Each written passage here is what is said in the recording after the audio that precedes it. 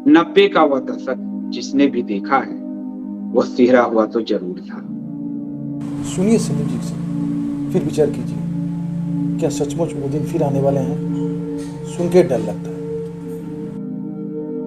सवर्ण क्लास के बच्चे अपने शरीर में आग लगा लगा कर आत्मदाह कर रहे थे और जातिवादी नेता उस आग में अपने हाथ सेक रहे थे।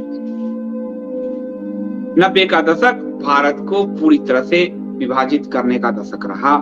जातियों की पूरी राजनीति का कुनवाई जो धड़ा उभरा वो इस 90 की राजनीति के दौर में उभरा।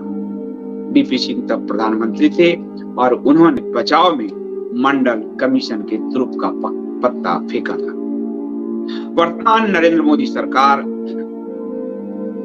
बीपी सिंह से कहीं आगे निकल चुकी है।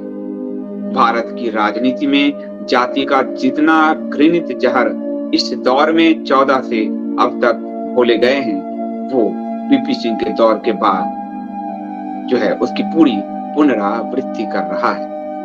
आपको लगेगा कि मैं क्या कह रहा हूं। मैं आपको मोदी सरकार और खासकर भाजपा की 2 सरकार के जो हाल में 2 फैसले आए कल परसों में, हरियाणा की सरकार और गुजरात की सरकार, उसके निर्णयों के आलोक में आपको बताऊंगा और वीडियो प्रूफ के साथ खुद संसद के अंदर इसी भारतीय जनता पार्टी के नेता सुशील मोदी का बयान दिखाऊंगा कि भारत की राजनीति को जातियों में बांटने में कांग्रेस से अधिक भारतीय जनता पार्टी की भूमिका रही है। ये सुशील मोदी खुद कहते हैं कि कांग्रेस आरक्षण लागू नहीं करना चाहती थी, हमने किया। वो नेहरू से लेकर राजीव गांधी तक का उदाहरण दे रहे हैं कि उन्होंने कहा कि देश बंट जाएगा, मंडल कमीशन लागू नहीं होना चाहिए। कांग्रेस पर कहा, जब काका कालेलकर कमेटी बनाई उसको उन्होंने लागू नहीं किया, विरोध किया, लेकिन हमने किया।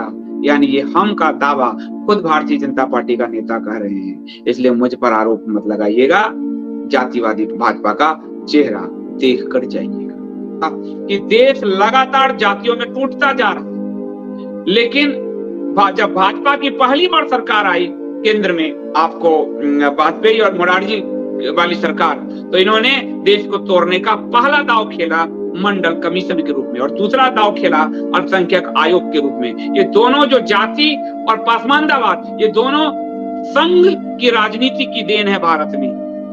79 याद कर लीजिए, हाथ की उंगलियों को कष्ट दीजिए और जाकर ढूंढ लीजिए।